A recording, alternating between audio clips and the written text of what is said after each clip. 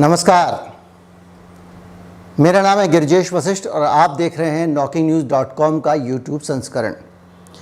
आज हम बात करेंगे हिंदुस्तान में नोट छापने का जो प्रस्ताव आ रहा है, जो सुझाव आ रहे हैं, उस सुझाव से क्या होगा। सरकार अगर नोट छापने लगे तो क्या होगा। बचपन से ये ख्याल हमारे दिमाग में आता रहा है कि जब सरकार को नोट छापने ही है मशीन में तो दनादन नोट छापे, सबको खूब सारे नोट दे दे। क्या ज़रूरत है, आदमी तंगी में परेशान हो रहा है, यहाँ नौकरी कर रहा है, वहाँ नौकरी कर रहा है, कोई कुछ कर रहा है। तो क्या नोट अंधाधुंध छापे जा सकते हैं?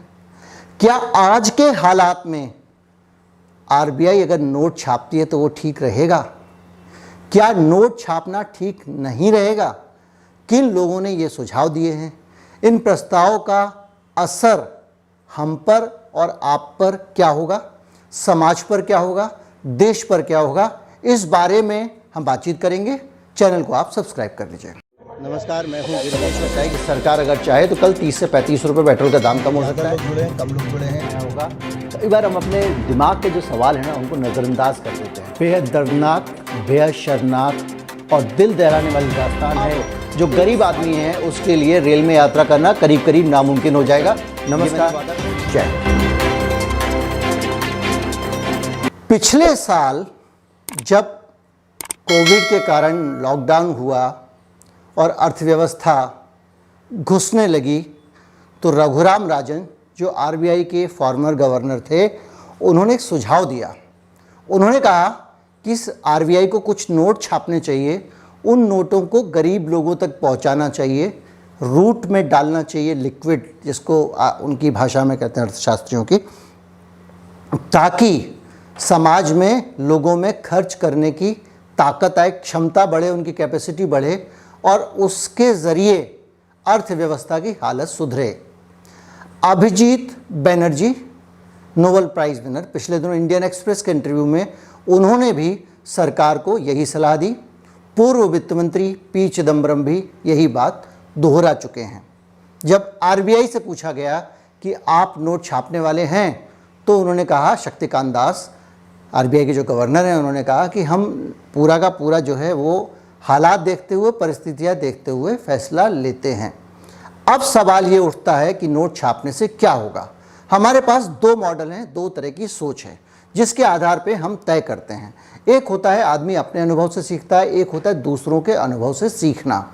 हमने दो उदाहरण पिछले दिनों में देखे हैं। एक जिम्बाब्वे का उदाहरण, जहां $1 के बराबर उनकी लाखों रुपए की कीमत हो गई क्योंकि उन्होंने अंधाधुंध नोट छापे और नोट छापने से उनकी महंगाई बहुत ज़्यादा बढ़ गई। दूसरा उदाहरण था वेनेजुएला का।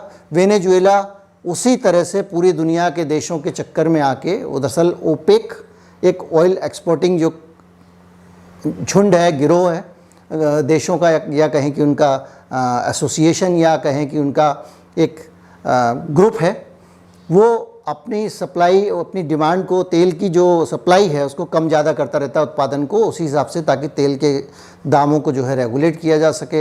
हुआ ये कि पहले से ही तेल के दाम जो है गिर रहे थे। अमेरिका की कुछ कंपनियों को डुबोना चाहते थे, तो ओपेक में क्या हुआ कि ओपेक ने फैसला किया कि इस बार उत्पादन कम करके हम दाम को स्टेबलाइज रखते हैं। लेकिन रूस जो है वो ओपेक प्लस में आता है, ओपेक में नहीं है, लेकिन वो भी तेल उत्पादक है। उसने अंधाधुंध उत्पादन शुरू कर दिया और खूब तेल को सस्ता करना शुरू कर दिया। उसका नतीजा ये हुआ कि पहले अमेरिका, रूस की ओपेक ने कहा रूस गिरा रहा है तो हम भी उत्पादन बढ़ा देते हैं, और इनका मकसद ये था कि अमेरिका की जो तेल कंपनियां, एक बार उनको डुबो दिया जाए, क्योंकि वहाँ तो प्राइवेट कंपनियां तेल बनाती हैं। तो जब तेल कंपनी डूब जाएगी उसके बाद हम ओपेक वाले और ओपेक प्लस वाले जो चाहेंगे वो दाम बढ़ा लेंगे। इस लड़ाई में छोटे देश बर्दाश्त नहीं कर पाए, उनमें से एक वेनेजुएला भी था। बहुत सारे कारणों में से वेनेजुएला के एक कारण ये भी था, और वेनेजुएला के पास कमाई का तेल के अलावा कोई जरिया था नहीं। नतीजा ये हुआ कि वेनेजुएला में संकट खड़ा हो गया क्योंकि उनका व्यापार नहीं चल रहा था। उन्होंने नोट छापे अपने देश को बचाने के लिए, जिसके कारण बहुत तेजी से मुद्रास्फीति बढ़ गई। अब एक शब्द आया, मुद्रास्फीति। मुद्रास्फीति क्या होती है? आपने सुना होगा कि जो आदमी आपको कम मिलता है उससे कहते हैं भैया भाव बढ़ गए हैं क्या? क्यों? क्योंकि उसकी अवेलेबिलिटी कम है। होता यह है कि जब आपके पास ज़्यादा पैसे आ जाते हैं, आपने देखा होगा है ना, वो रिवर्स रेपो रेट और रेपो रेट ऊपर नीचे करता रहता है। उसका कारण ये है कि जो समाज में उपलब्धता है धन की, उसको वो रेगुलेट करता है। जैसे ही वो CRR कम करता है, बैंक वहाँ से ज़्यादा पैसा उठाते हैं, वो ज़्यादा लोन देते हैं, समाज में ज़्यादा पैसा आ जाता है, और जैसे ही बैंक में समाज में पैसा आता है, लोग उस पैसे को अवेल करते हैं और उससे परचेजिंग करते हैं, और परचेजिंग करने से महंगाई बढ़ जाती है, यानी इन्फ्लेशन बढ़ जाता है। मसलन इनका एक ऐसा संतुलन है कि अगर पैसे की जो ज़रूरत, पैसे की जब सप्लाई बढ़ जाएगी, समाज में पैसा ज़्यादा आ जाएगा, तो महंगाई बढ़ जाती है। जैसे ही महंगाई बढ़ेगी, इस पैसे की कीमत कम हो जाएगी, क्योंकि ये तो ज़्यादा उपलब्ध है, तो मुद्रास्फीति हो जाती है। तो ये एक दूसरे के विपरीत इस तरह से आगे चलते हैं। तो अब आप समझिए कि बाज़ार में अगर ये नोट छाप देंगे और ज़्यादा पैसा आ जाएगा तो क्या होगा।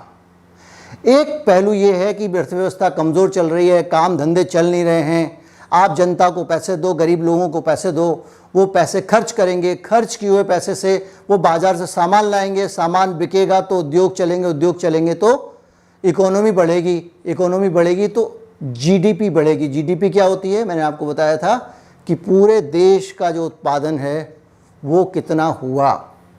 GDP गिरती है तो बेरोजगारी होती चली जाती है, क्योंकि प्रोडक्शन नहीं हो रहा, प्रोडक्शन तो आदमी ही करेंगे। अब देखिए, इसमें पूरा उलझी हुई अर्थव्यवस्था उतनी सरल चीज़ नहीं है, लेकिन बहुत सरल भी है। अब आप ऐसे सोचिए कि आपने जो है वो पैसा छाप लिया, ज़्यादा पैसा आ गया तो ख़रीदार ज़्यादा हो गए। आपकी मान लीजिए एक दुकान है, आप फ्रूट बेचते हैं, आम बेचते हैं, आपके पास में 1 किलो आम खरीद के, आज पैसे नहीं होते, आदमी 1-1, 2-2 किलो आम खरीद के ले जाता है। ज़्यादा होते हैं तो 5-5 किलो खरीदने लगता है। लेकिन जब 5-5 किलो आम लोग खरीदेंगे तो आम कम पड़ जाएंगे तो कहेगा अगली बार से खरीदना है तो 100 नहीं 125 रुपये मिलेगा, लोग उसको भी खरीद लेंगे, क्योंकि पैसा बहुत ज़्यादा है। जब पैसा ज़्यादा होगा बाज़ार में तो महंगाई बढ़ेगी। महंगाई अगर बढ़ रही है तो इसका मतलब ही ये है कि बाज़ार में पैसा ज़्यादा है। तो आज की स्थिति में जब आप कह रहे हैं कि पैसा ज़्यादा छापो, तो जो आसमान पे महंगाई चढ़ी हुई है, इसको आप कैसे काबू करेंगे। ये महंगाई कहाँ से आ रही है अगर बाज़ार में पैसा नहीं है तो। अब आप सोचिए कि अब इस बीच में अगर पैसे छप जाते हैं तो इस महंगाई का क्या हाल होगा। वही होगा जो वेनेजुएला में हुआ, वही होगा जिम्बाब्वे में हुआ। बोरी भर के आ जाओ, पैसे लाओ, झोला भर के सामान ले जाओ।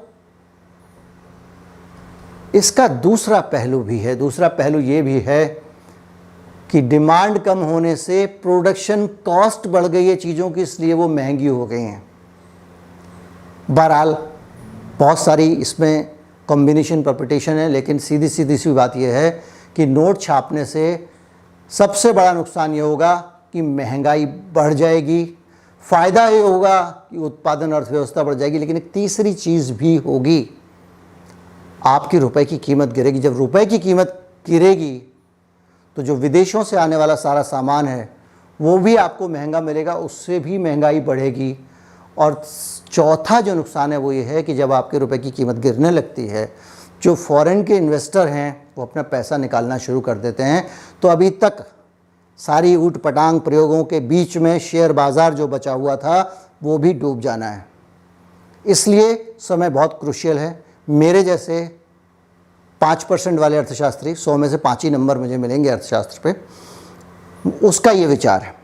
जो बहुत बड़े बड़े विद्वान हैं वो भी इस पे विचार रख रहे हैं, और उसके बीच में कोई फैसला होना है। मैंने एक सरल अर्थव्यवस्था समझाने की कोशिश की है। मेरी कोई अथॉरिटी नहीं है, मैं एक सिंप्लीफायर हूँ, सिंप्लीफाई कर रहा हूँ, सरल तरीके से आपको समझा रहा हूँ। फैसले बहुत सारी बारीक चीज़ों को नाप तोल कर ही होते हैं। उम्मीद करते हैं सही फैसला होगा और हमारा सिस्टम सही दिशा में जाएगा। नमस्कार, जय हिंद। वीडियो ज़्यादा से ज़्यादा फॉरवर्ड करें, ज़्यादा से ज़्यादा सब्सक्राइबर जोड़ें। 1 लाख पहुँचने वाले हैं, आप ही की ताकत से पहुँचेंगे।